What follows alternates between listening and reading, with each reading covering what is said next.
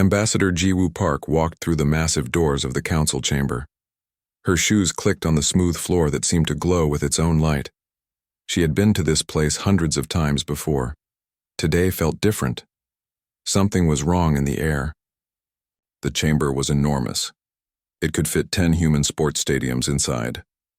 Thousands of alien representatives sat in curved rows that rose up like a great bowl. Each species had their own section. Some breathed methane and sat behind glass walls. Others floated in tanks of liquid. A few looked almost human, but most did not. Jiwoo found her seat in the human section. It was smaller than most others. Humans were still considered newcomers here, even after 150 years. Captain Daeho Kim sat beside her. He commanded the diplomatic ship that had brought them here. His uniform was crisp and clean, but his eyes were tired. "Something's happening," Daeho whispered. "I saw unusual ship movements on our approach, military vessels from at least 6 different species." Jiwoo nodded slowly. She had noticed it too. The council had called this emergency session with only 2 days of notice. That almost never happened. The message had been marked as urgent but gave no details. The lights in the chamber dimmed. A single spotlight appeared at the center of the floor. Premier Vexatheron entered from a side door. He was a saurid, tall and covered in dark green scales. His species had been part of the council for over 10,000 years. He moved with the confidence of someone who had never been told no. "This session is now open," Vexatheron announced. His voice carried through the chamber without speakers. Some kind of technology made everyone hear him clearly. "We address a matter of galactic security." Jiwoo felt her stomach tighten. Security issues usually meant trouble for someone. She hoped it was not for humanity.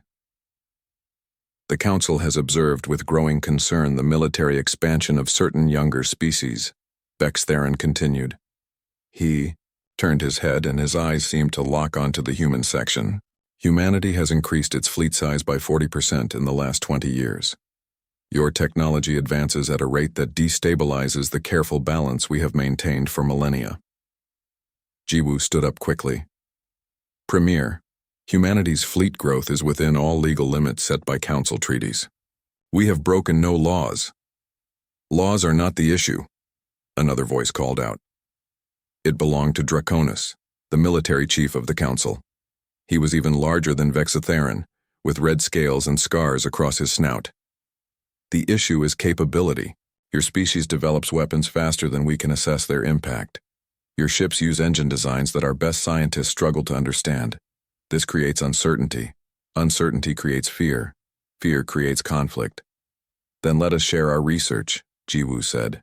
"We have always been open to technological exchange. We have given more than we have received." "Which is exactly the problem," Vexatheron said coldly. "You give freely, which means you have more to give. You advance too quickly. The council has decided this cannot continue." A hologram appeared above the center floor. It showed dozens of human ships, their hulls clearly marked with Earth's symbols. Numbers and charts floated beside each one. "The council requires humanity to decommission 90% of its military fleet within 6 standard months," Vexatheron announced.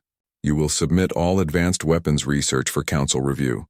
You will limit new ship construction to defensive vessels only, and their designs must be approved by this body before construction begins." The chamber erupted in noise. Some species cheered. Others remained silent. A few looked uncomfortable. Jiwoo could not believe what she was hearing. "This is insane. You are asking us to leave ourselves defenseless." "You will have 10% of your fleet," Draconis growled. "That is more than enough for a species of your size. Many council members operate with less. Because they rely on council protection," Captain Daeho said, standing beside Jiwoo. "A protection that clearly does not extend to us if you fear us this much." "Fear is not the issue," Vexatheron said. "This is about maintaining peace." "Peace?" Jiwoo's voice rose. "We have never attacked anyone.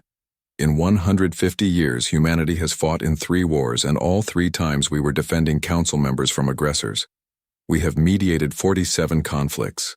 We have shared medical technology that saved billions of lives across dozens of species. And this is how you repay us? Your contributions are noted, Bextherin said without emotion. But they do not change the facts. Your military growth must be limited. The Council has voted. The decision is final. What vote? Jiwoo demanded. This is the first we are hearing of this. You cannot vote on matters that affect a member species without their representation. The vote was held in closed session. Security matters sometimes require discretion. You may formally object, but it will not change the outcome. The decision passed with a supermajority. It is now council law. Jiwoo looked around the chamber. Some aliens would not meet her eyes. Others stared at her with what might have been satisfaction. A few looked genuinely sorry, but none spoke up. You realize what you are doing, Jiwoo said quietly. You are telling humanity that we are not truly welcome here, that we are not equals, that we never will be. You are welcome to remain under these new terms, Bextherin said, or you may leave the council entirely. But if you remain, you will comply. Economic sanctions will begin immediately if you refuse. Your colonies will be blockaded. Your trade routes will be closed. Your votes in this chamber will be suspended until you meet our requirements.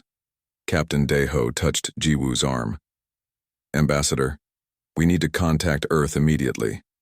Jiwoo nodded. She looked up at Bextherin one more time. You have made a terrible mistake today. You think you are making the galaxy safer. You are wrong. That is for the Council to decide, not humanity, Bextherin replied. Jiwoo and Daeho left the chamber. Behind them, the Council moved on to other business, as if nothing important had happened. As if they had not just told humanity to kneel or leave. On the ship, Daeho pulled up a secure channel to Earth. Jiwoo sat in the captain's chair and took a deep breath.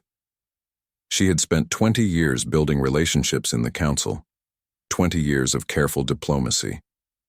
All of it was ashes now. Open the channel, she said. Priority Alpha, encryption level maximum. The screen flickered. On the other end, somewhere millions of light years away, someone would receive her message.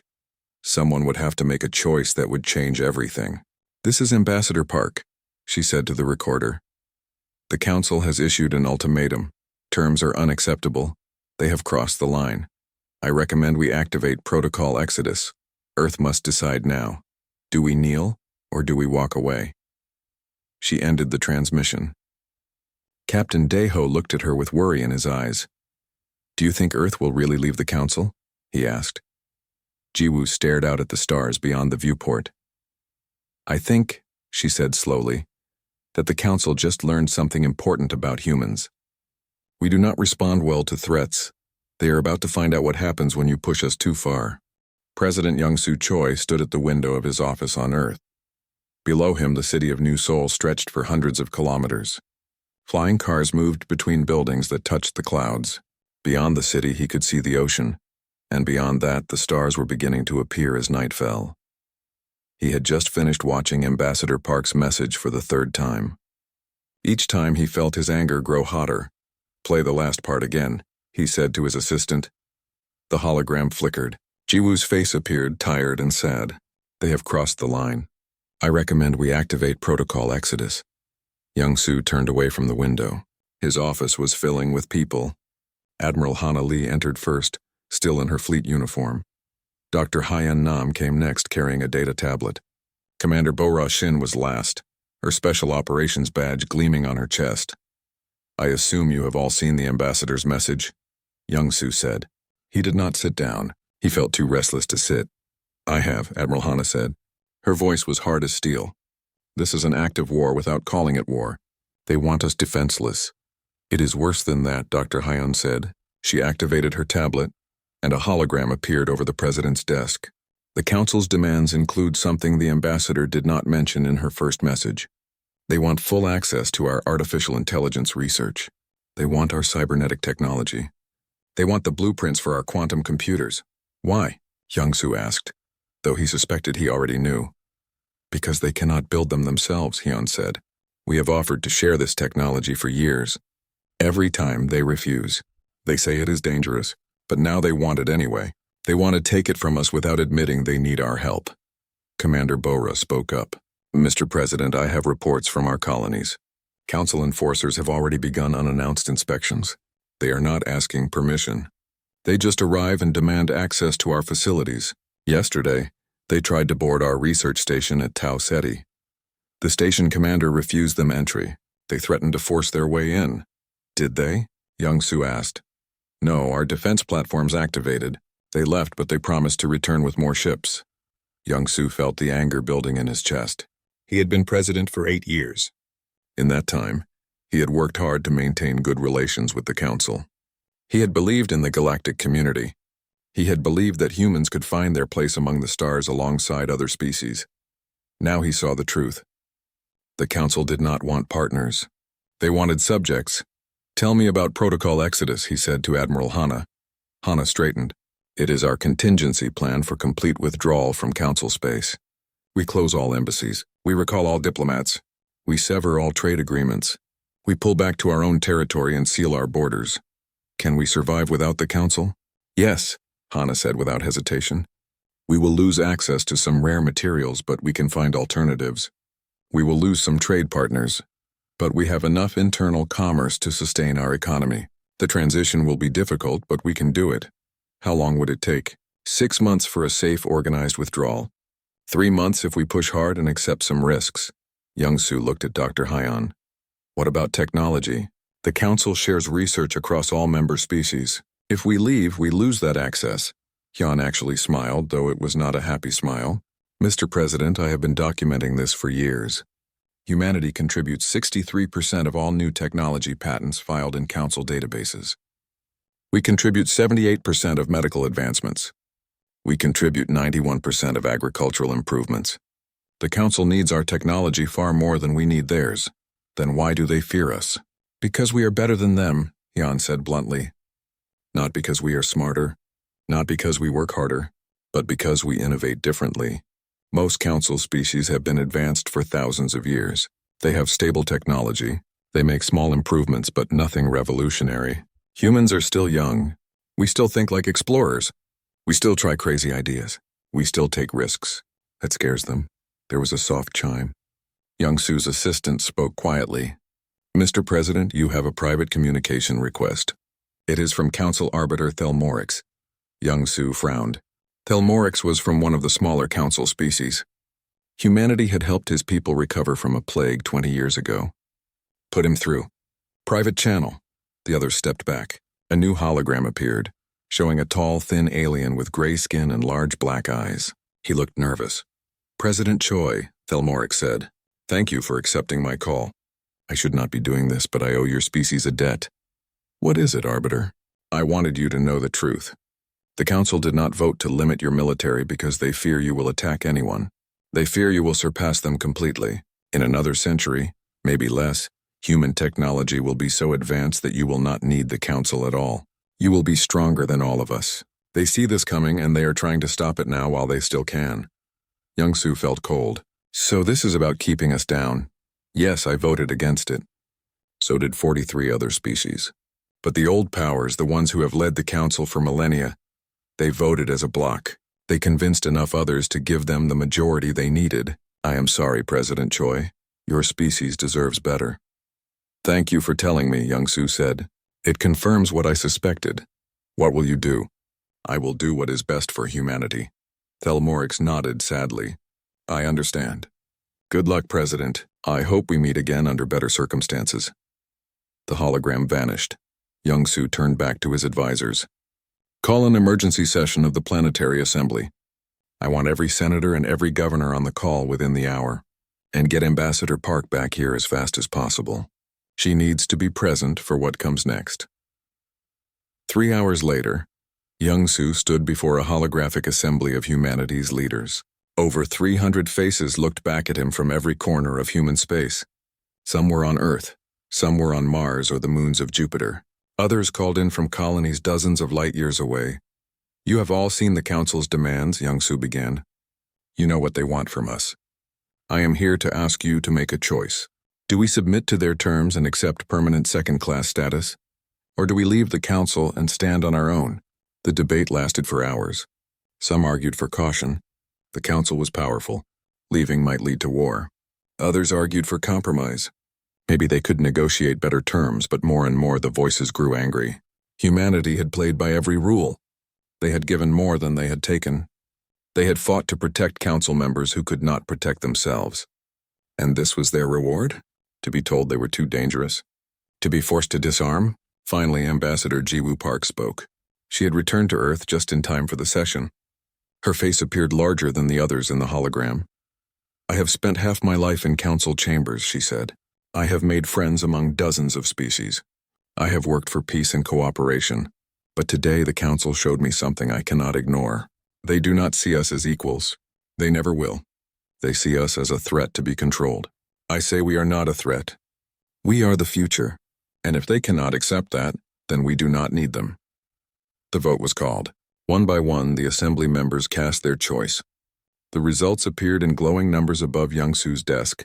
Leave the council, 287 votes. Remain in the council, 34 votes. Abstain, 12 votes. Young-Soo felt something release in his chest. The decision was made. Then it is settled, he said. Humanity withdraws from the Galactic Council, effective immediately. Admiral Hana, activate Protocol Exodus. Ambassador Park, you will return to the council one final time. You will deliver our formal withdrawal. Make it clear. We are not running away. We are choosing to leave.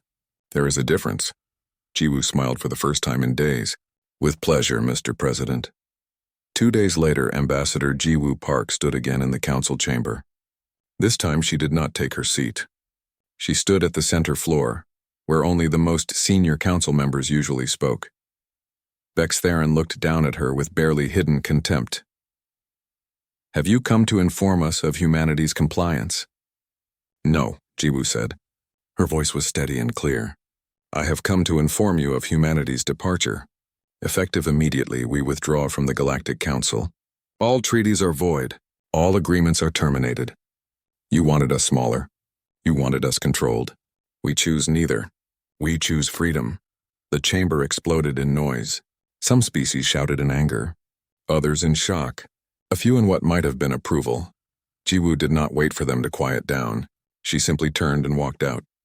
She did not look back. Captain Suji Kang looked out at the colony below her ship. New Horizon had been home to 3 million humans for the past 40 years. The settlement sprawled across a green valley between 2 mountain ranges. Farms stretched to the horizon. Cities glowed in the twilight. It was beautiful. Now she had to evacuate it. All civilian transports are loaded and ready, Captain, her first officer reported. We can begin departure in 30 minutes. Good, Suji said. But we are not leaving yet. I want our defense platforms fully active. I want every sensor watching the edge of the system. If council ships approach, I want to know immediately. You think they will try to stop us? I think they are desperate. Desperate people do stupid things. New Horizon was one of 70 human colonies in what was called the border zone. These worlds sat between human core space and council territory. They had been established with council permission, but that permission was now meaningless. Humanity was leaving the council, which meant they were leaving these worlds behind. Except they were not leaving the people behind. Every single human would be evacuated. It was the largest movement of people in history. Suji's communicator chimed. It was Admiral Hanali calling from Earth. Captain Kang, what is your status? Ready to begin evacuation, Admiral. But I am concerned. We have been monitoring council channels. There is a lot of military traffic. Ships are moving toward several of our colonies. I know, Hana said. They claim they are just observing our withdrawal. I do not believe them. They are hoping we will leave behind equipment, technology, or data they can seize. Do not give them anything. Understood? What about the infrastructure? The cities, the farms, the factories? Burn it if you have to, Hana said coldly. We built it with our own hands. If we cannot take it with us, the council does not get it either. Suji felt a pang of sadness. So much work would be lost. But she understood the necessity. Yes, Admiral. One more thing, Captain. Engineer Tae Yang-yoon should be arriving at your location within 6 hours. He has a new toy for you. What kind of toy? Hana smiled slightly. The kind that makes sure we never need council help again. He will explain when he arrives. Good luck, Captain. Bring our people home. The evacuation of New Horizon took 3 days. Ships came and went in an endless stream. Civilian transports, cargo haulers, even private yachts helped carry people and supplies. The colonists were efficient and organized. They had practiced evacuation drills for years, never thinking they would actually need them. On the 3rd day, engineer Tae-Yang Yoon arrived on a small, strange-looking ship. It was spherical and covered in panels that seemed to shift and shimmer. Suji met him in the docking bay.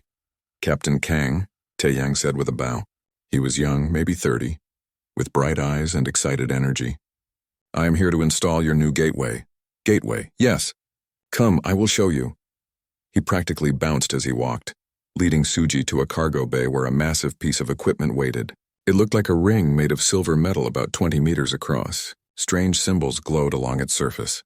"This," Tae-Yang said proudly, "is a quantum gateway. It creates a tunnel through space that does not use normal physics. You do not need Council navigation beacons. You do not need to follow Council space lanes. You just dial in coordinates and step through." Suji stared at it. "This is incredible. Why have we not been using this before?" "Because we could not," Tae-Yang said. "Council treaties forbade research into certain types of space-folding technology. They said it was too dangerous. But really, they just wanted to control how everyone traveled. Now we are free from those treaties, we can use it. How fast can we travel with this? Instant. You step in here, you step out somewhere else. No time passes. We are installing these gateways at every human world. Within a month, all of human space will be connected by a network the Council cannot access, cannot monitor, and cannot block." Suji began to smile. "So even if they blockade us, we can still move freely?" "Exactly. They think they can isolate us. They are wrong." The last transport left New Horizon 4 days after Suji arrived. The colony was empty now. Buildings stood silent. Streets were abandoned, but everything valuable had been removed. Every computer, every piece of advanced equipment, every data file had been packed up and taken. As her ship prepared to leave orbit, Suji activated the self-destruct charges she had placed in key facilities. She watched the explosions bloom silently on the planet's surface. Power plants, factories, research centers, all destroyed. The Council would find nothing useful here. "Take us home," she ordered. But as her ship turned away from New Horizon, alarms blared. Council ships entering the system. Her sensor officer shouted, "5 frigates coming in fast." "Battle stations," Suji ordered calmly. "But do not fire unless they fire first." "Hail them." A face appeared on the view screen. It was a Council enforcer, a species called the Dracs. They looked like giant crabs with too many legs. "Human vessel, you are ordered to remain in orbit. This colony is now under Council protection until the terms of your withdrawal can be negotiated." Suji laughed. "There are no terms to negotiate. We are leaving. The colony is abandoned. There is nothing here for you. We will determine that. Power down your weapons and prepare to be boarded." "No," Suji said simply. "You have no authority over us anymore. We are no longer Council members. This is our ship in our space, and you will not board it. Then you will be fired upon. If you fire on an unarmed transport vessel, you will be committing an act of war. Is that really what the Council wants?" The Drax commander hesitated. Suji could see him thinking, probably communicating with his superiors. Finally, he spoke again. "You will leave this system immediately and not return." "We were planning to do exactly that," Suji said. "Goodbye, Commander. I hope you enjoy the empty buildings down there." She cut the transmission. "Get us out of here." Maximum speed, her ship jumped to faster than light travel. The Council ships did not follow. This scene repeated itself across the border zone. 70 colonies all evacuated in a matter of weeks. Some encounters with Council forces were peaceful, others were tense. But in the end, not a single shot was fired. The Council ships always backed down when they realized the humans would not. Back on Earth, President Young-Soo Choi watched the reports coming in. Every day more ships returned. Every day more colonists came home. The massive refugee operation was working better than anyone had hoped. But there was another problem. The economy was shaking. Dr. Hyun Nam presented the data to the president. Human trade with Council species was worth trillions of credits annually. That is all gone now. Several major companies are in trouble. Unemployment is rising. How bad will it get? In the short term, bad. In the long term, we will adapt. We will trade among ourselves. We will develop new industries. But the next year will be painful for many people. Young-Soo nodded. He had expected this. What about the council? How are they handling our departure? Hyun smiled slightly. Not well. Over 200 species relied on human medical technology. Diseases that we had cured are coming back. Famines are starting on worlds that used our agricultural methods. Their entire trade network is in chaos because we ran the largest shipping companies. Some species are demanding the council bring us back. Others are blaming the leadership for pushing us away. Good, Young-Soo said coldly. Maybe they will learn something. 3 months after humanity's withdrawal, the last human diplomat left the last council station. Trade ceased completely. Embassies were closed and emptied. Every human citizen who wanted to return to human space was brought home. Those few who chose to stay in council territory gave up their citizenship and became permanent residents of other worlds. Humanity sealed its borders. New defense stations were built along the edge of human space. Advanced sensors watched constantly for any council incursion. And the Quantum Gateway network went live, connecting hundreds of human worlds in an instant. Engineer Tai Yang-Yoon stood in the control center on Earth, watching the network activate. Each gateway glowed as it came online, represented by a point of light on a massive holographic map.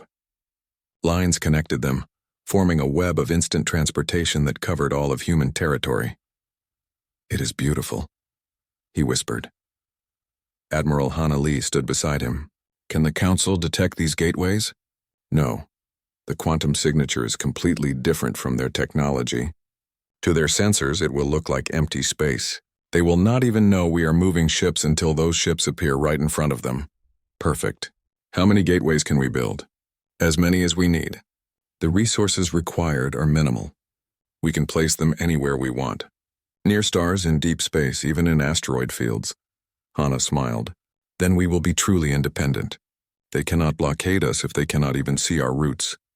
Colonist Min Seo-han watched the gateway activate in her new home system. She had left New Horizon with her family, not knowing where they would end up. The government had given them a choice of new worlds to settle.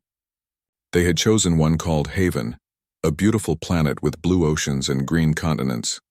The gateway hung in space above the planet, a silver ring that seemed to bend light around itself. As Min Seo watched from the surface, a ship appeared in the ring's center. Then another, then 10 more. Supplies from Earth arriving instantly. Her daughter tugged on her sleeve. 5 years had passed since humanity left the council. Explorer Yoon Ji-song stood on the bridge of her survey ship, the Horizon, staring at something that should not exist. Are you certain these readings are correct? She asked her science officer. Yes, Captain. I have checked 3 times. That star cluster contains 47 habitable worlds. 47. The council said this region was too dangerous to explore. They said the radiation levels would kill any survey team. Yoonji smiled. The council says a lot of things. Most of them are wrong. She studied the data on her screen. The star cluster was beautiful, a collection of young stars wrapped in colorful nebulae. What about the radiation? It exists, but it is not dangerous to us. Our ships have better shielding than council vessels. We can operate here safely. Then we claim it, all of it. Transmit the data back to Earth. Tell them we have found a new frontier.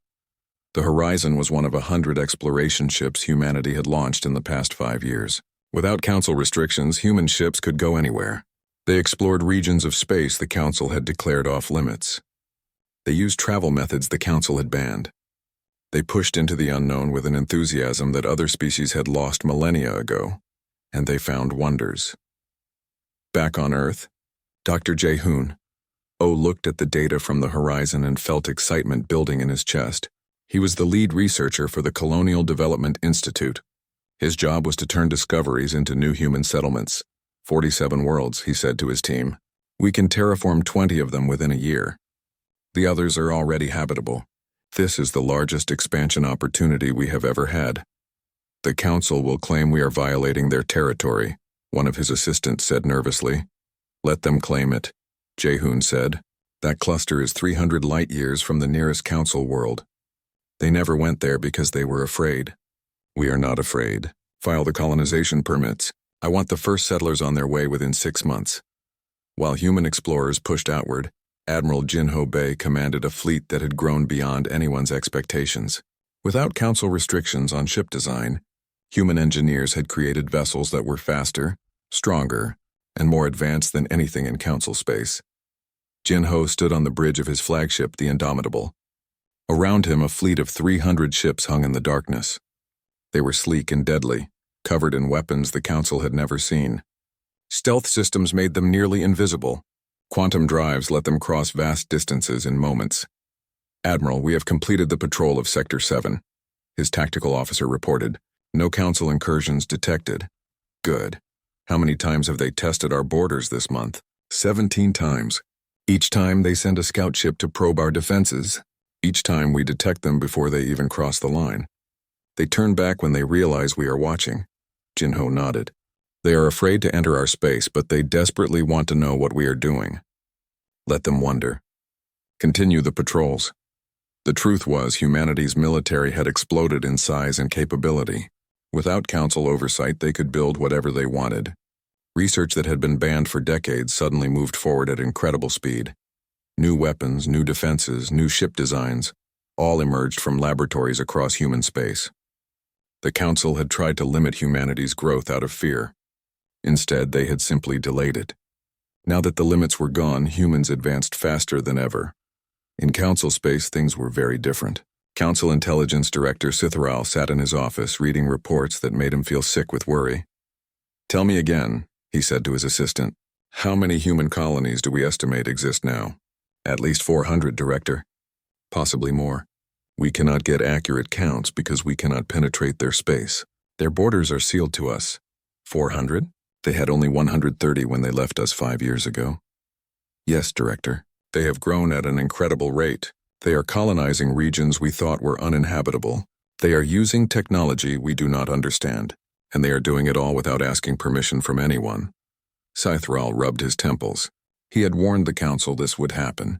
He had told them that restricting humanity would backfire. No one had listened.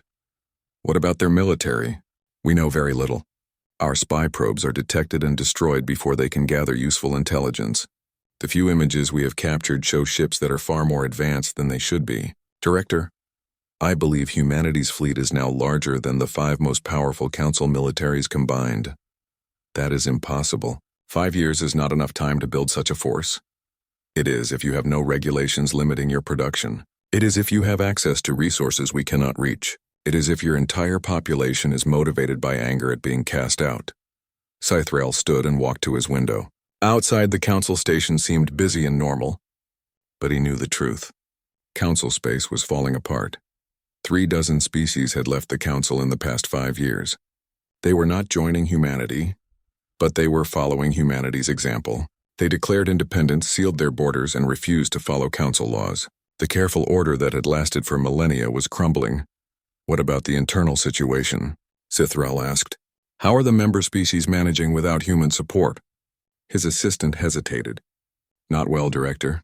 The Vralix plague has returned on 12 worlds. Without human medical assistance, millions have died. Famines are spreading on 7 agricultural worlds that relied on human farming techniques. Our trade network has lost 30% of its efficiency. Some species are rioting. They blame the Council for driving humanity away." "They are right to blame us," Sithral said quietly. "Director, you cannot say such things. If anyone hears, I know. But it is true. We acted out of fear and pride. Now we are paying the price." There was a priority alert from Sithral's console. He returned to his desk and read the message. His face went pale. "What is it?" his assistant asked. "A Council patrol entered human space by accident. They were chasing smugglers and did not realize they had crossed the border. The patrol has been missing for 3 days." "Missing? You mean destroyed?" "No, they just returned. They were not harmed, but their weapons were disabled. Every single system on their ships was locked down. They drifted helplessly for 3 days before human ships appeared, gave them engine power to leave, and sent them back with a message." "What message?" Sithral turned his screen so his assistant could read it. The message was simple and clear. "This is your only warning. The next ship that enters human territory will not return." "They are serious," the assistant whispered. "Of course they are serious. We insulted them. We threatened them. We tried to control them.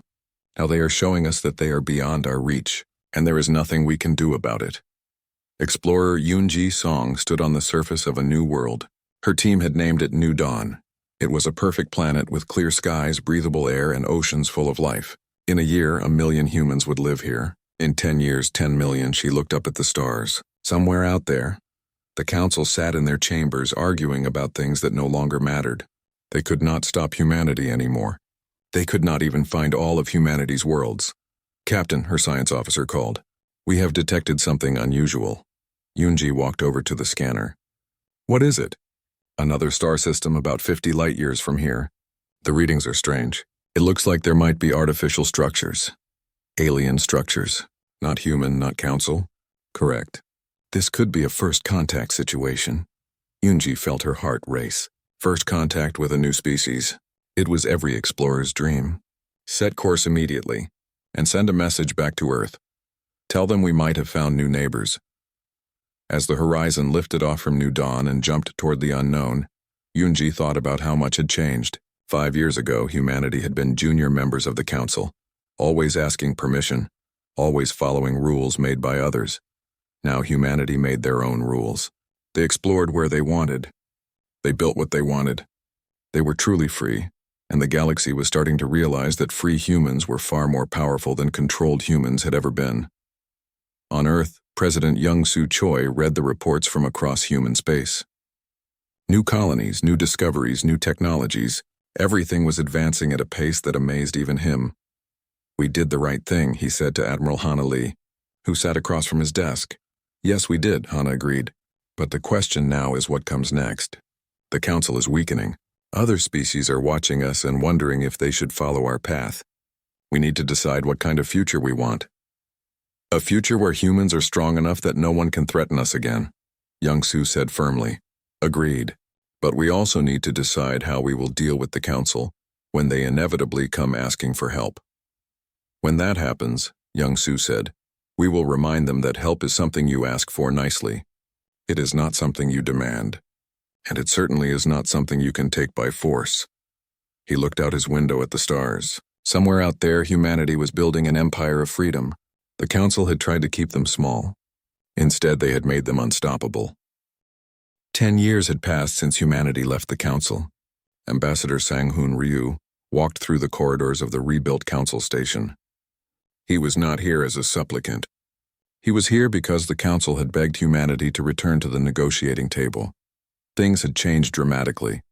Sang-hoon was different from Ji-woo Park, the ambassador who had walked out of this place a decade ago.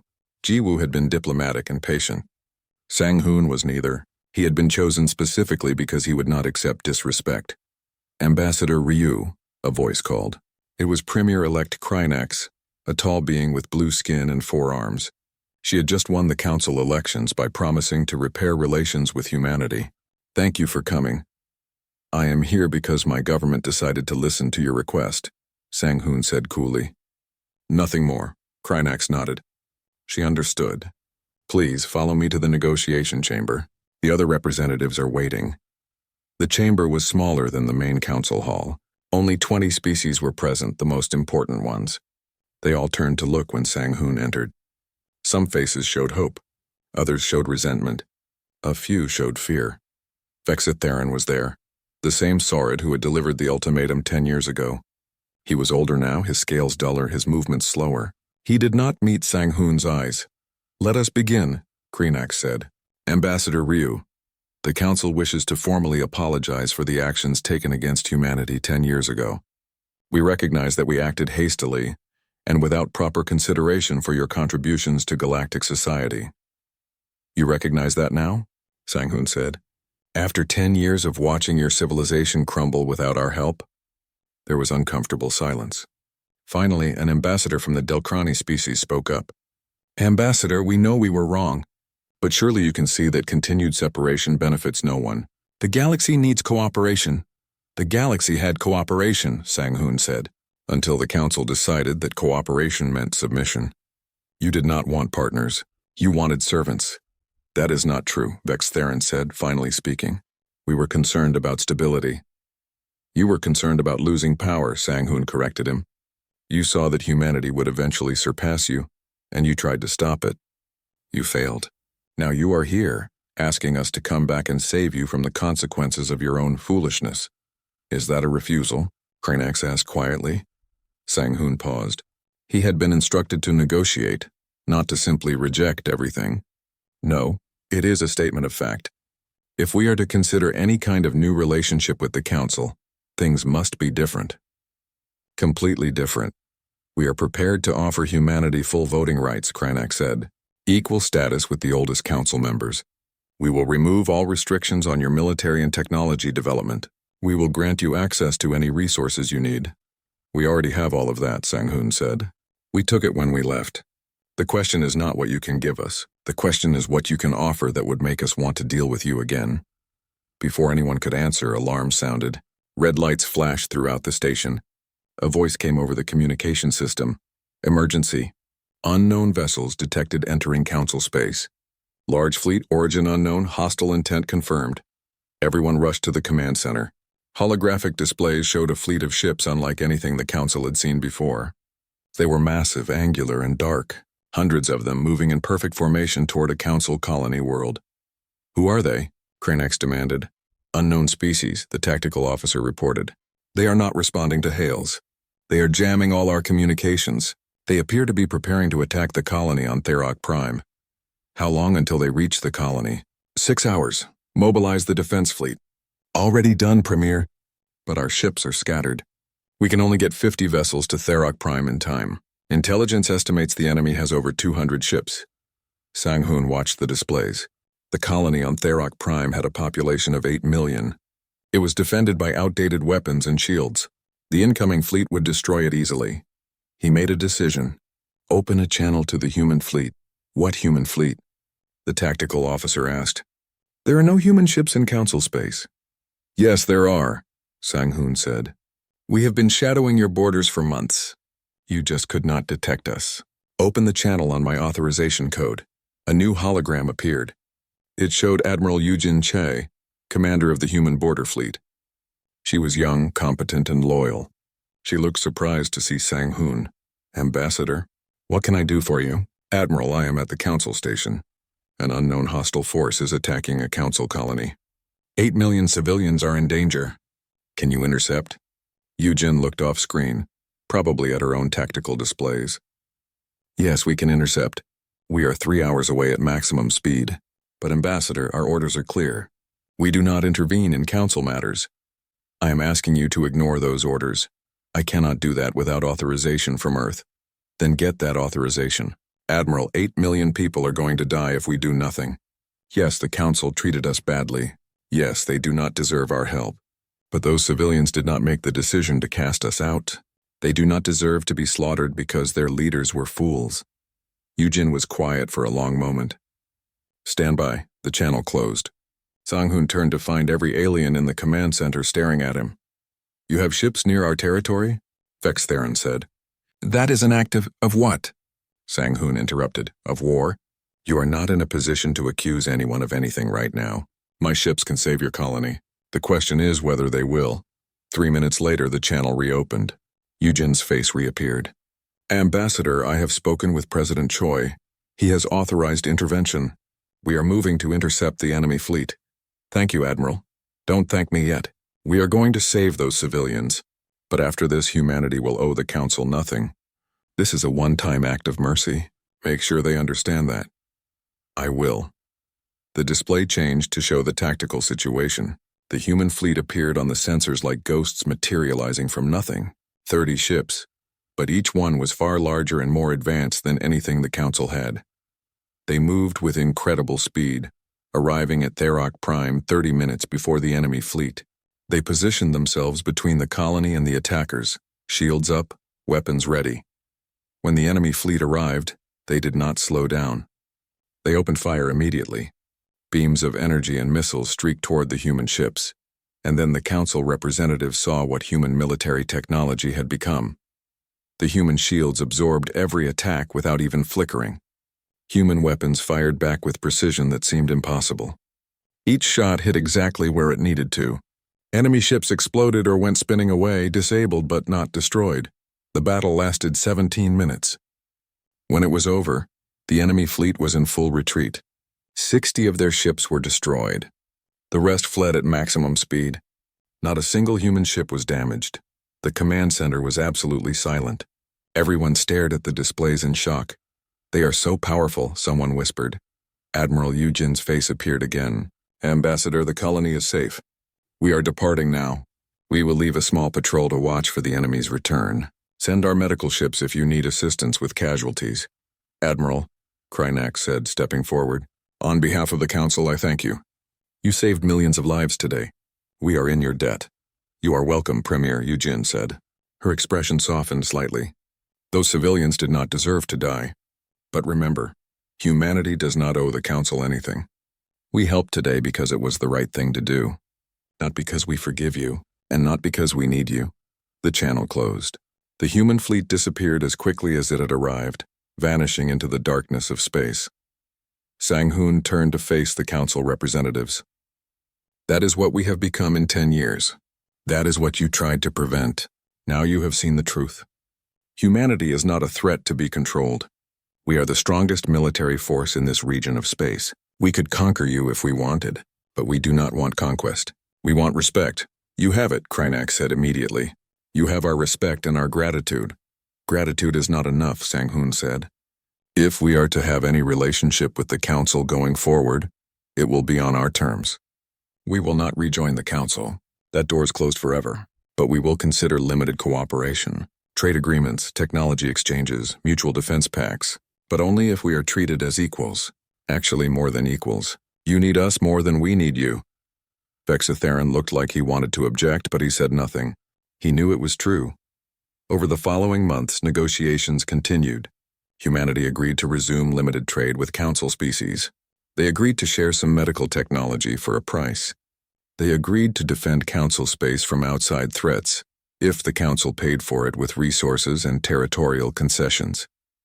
But humanity never rejoined the Council. Instead, they formed their own alliance with several dozen independent species who had also left the Council.